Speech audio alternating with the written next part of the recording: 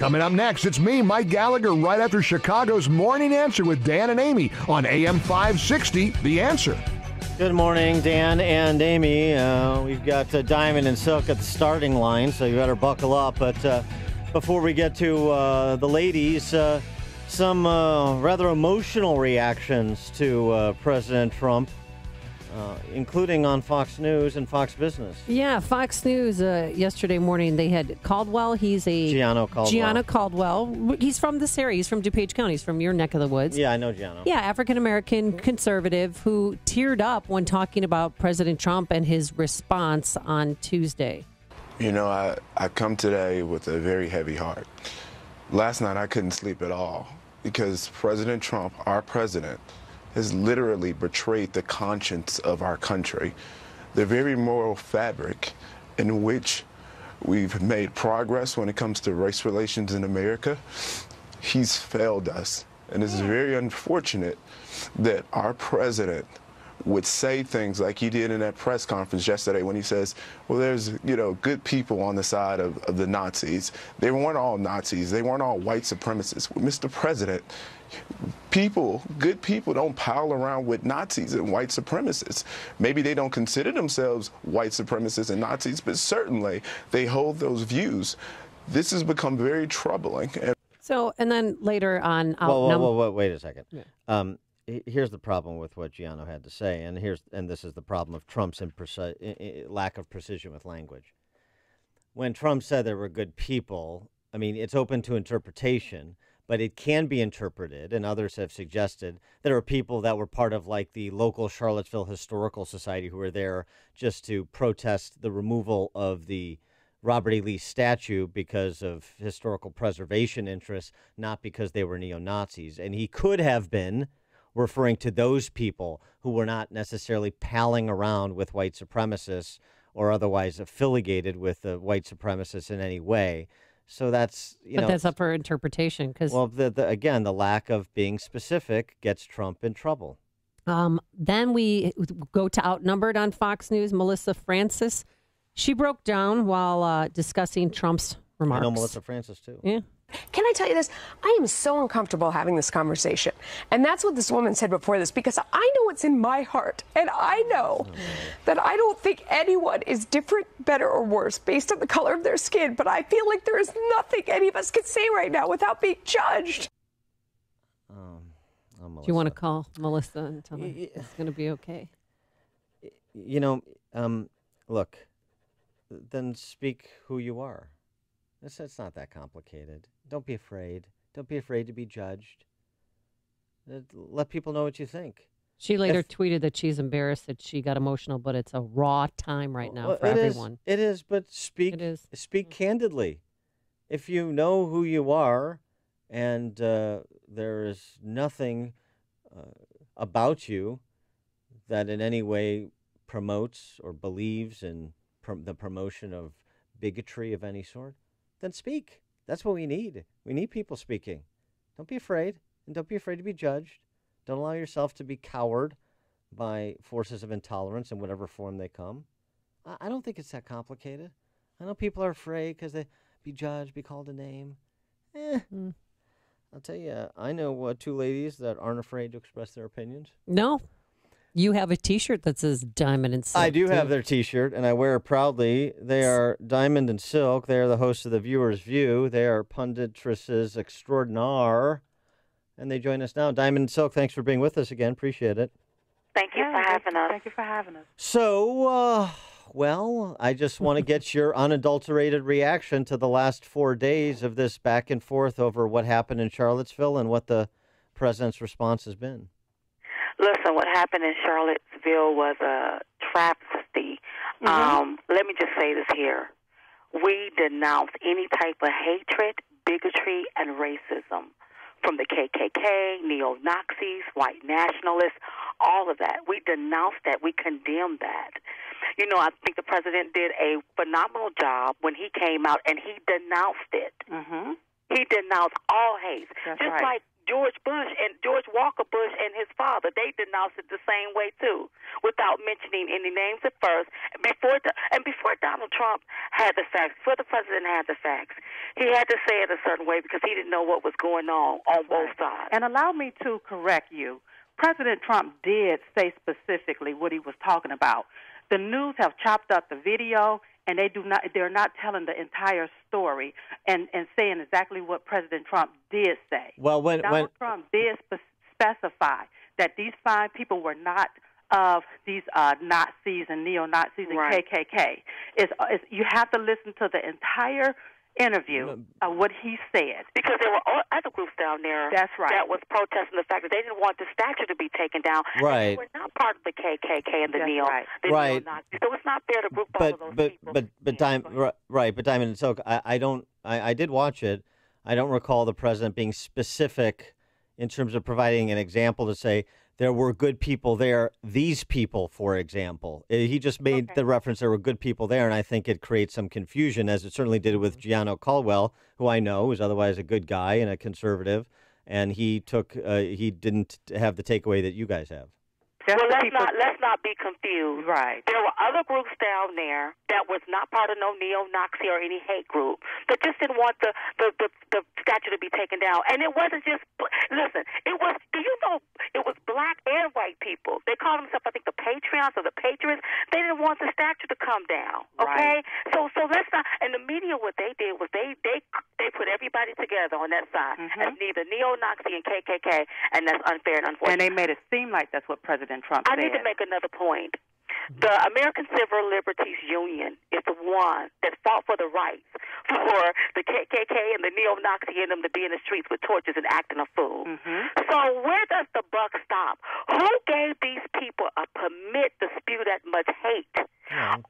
The government, the local government did. Yeah. Okay, so if the government did that, that means the government can't break the law, correct? Right. Yeah. Am I correct? Yeah, but the government cannot encroach upon their free speech, even though it's hate speech, right? Yes. Right.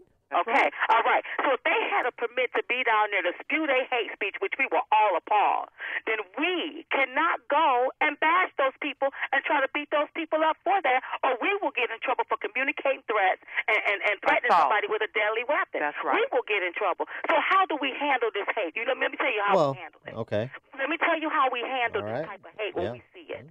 Instead of going to it, we need to form something to cry out against it, to show love and unity, and not take sticks and balloons with urine and go down there and try to beat these people up. That's right. Because at the end of the day, they have the First Amendment to even spew that nasty. That's right, and you can't bring hate to stop hate. Now imagine if Antifa and the Black Lives Matter would have stayed and had their little rally in another park. Then we're going to promote unity. We're not going to promote this hate.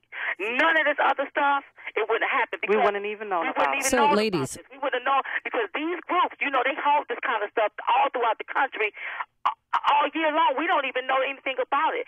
And who made this bigger than what it was? I blame the mayor. The mayor and the vice mayor of Charlottesville need to be fired. And whoever told the police to stand down, they need to be fired. Even if it was the governor of Virginia, he needs to be fired. He told the police to stand down because people got hurt on both sides. People got hurt and people got injured, and there's a girl dead for no reason. She lost her life for no reason. It's unfortunate. Well, she lost her life because a registered Republican and a neo-Nazi decided to use his car as a vehicle and plowed into a crowd. Registered Republican. Would you back off the silliness, honestly? It's the truth. It's so unfortunate. And you know what? And the guy that did that to her, he deserves. Well, they're probably not going to give him death because they're probably going to view this as second-degree murder. But he deserved every horrible thing that he get. The whole situation was horrible. What I'm saying is, I'm on this. Listen. When I turned on the TV and saw people with torches, I was appalled by that. I didn't know how to feel about that. Right. Who gave these people the permission, the right to go and spew that much level of hate? Who did that? And do we have a right to say, oh, you you can't do that in this country. Where does the buck stop is what I'm saying. What do we need to do as Americans together? How do we stand up against that hate? Instead of pointing the fingers, it's me, it's you, we need to come together. All of us. Oh, we don't like this hate. This hate cannot be tolerated.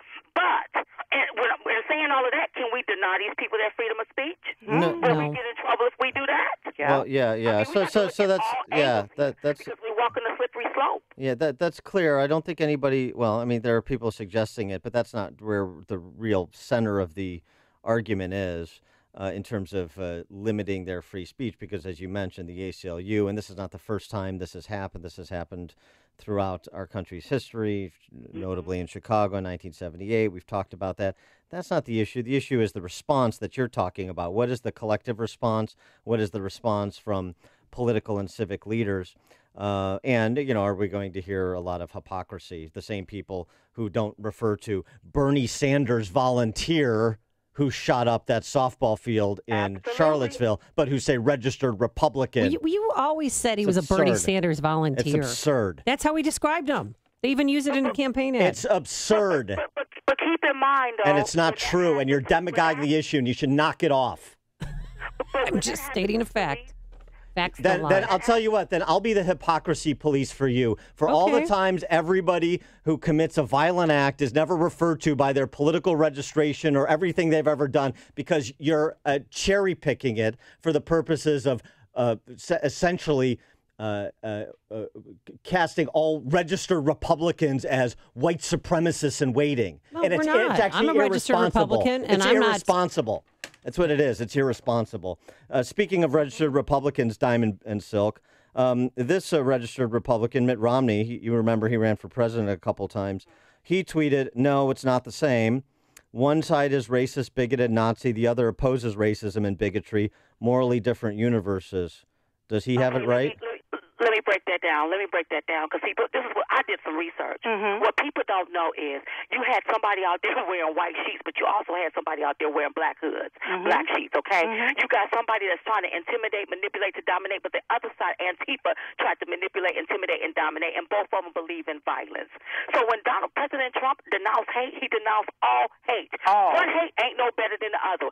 And then here is the deal. This is the big deal. You got the Antifa and the Black Lives Matter going out to fight for the rights of all of the other Americans by denouncing the KKK and what they spew. But the Antifas and the Black Lives is the same people that spew that type of rhetoric to people like Diamond and Silk and people like Omarosa and Katrina Pilson and Lynn Patton and other people like that. And it's really amazing on how they want to fight against hate, but they hate our president. They hate the president. They spew those kind of names, calling us the N-words and the coon words and all of that kind of stuff. Right. See, hate can't beget hate. Hate can't drive out hate. That's right. If you are an American and you're trying to stand up to bigotry and racism, what you need to do, you can't do it with hate. You can't do it with violence. You have to do it with love. That's right. You have to unite and not go and try to fight those few people that have that ignorant, nasty ideology. Hey, Diamond and Silk, I saw you yesterday on Twitter. Michael Cohen, Trump's attorney. I don't know if you saw this. He tweeted out, as the son of a Holocaust survivor, I have no tolerance for racism. Just because I support POTUS doesn't make me a racist. And then he put pictures of himself with African Americans, and there's a picture of you three together. Is that offensive to you in any way?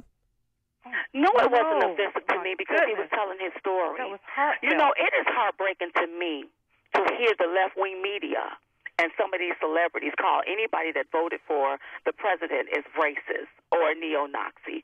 I don't know nothing about no neo-Nazi. I know I love all people. I'm not a racist. So it's offensive and appalling to us for them to paint us and put us in a box. That's right. That's unfair. And with all of the bad and derogatory names that black people spew to Diamond and Silk, to black ladies, do that make them a black supremacist? That's right. So please, get out of here with all of that hate. Hate is hate, just like a lie is a lie. The president denounced all hate. All of it. And listen, some of these groups is rising up in this country talking about they for helping people. No, these people want to create havoc on other people's lives. That's they want to right. silence free speech. They want to silence the speech that they don't like. So that means if I talk about the 45th president of the United States and you don't like it, you can come hit me upside my head with a stick. Then what happens? And be cautious removing all of these statues, because what's going to happen when the opposing side come back and want to remove the Martin Luther King statue? Then What's what going to do we happen do? with that? And another thing, these statues represent the Confederate veterans that owned slaves and that wanted slaves to be here in America.